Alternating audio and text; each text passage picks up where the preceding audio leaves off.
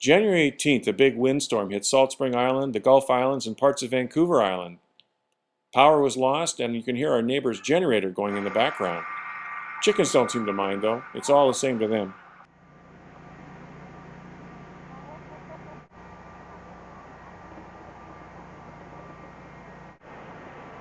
The rotten old alder finally falls.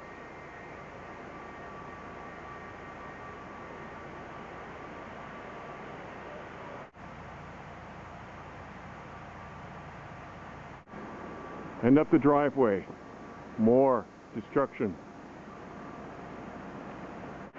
Over the creek, a tall, slender fir. Its branches try to choke the stream. And on the other side of the driveway, a mighty fir, weakened by the stream.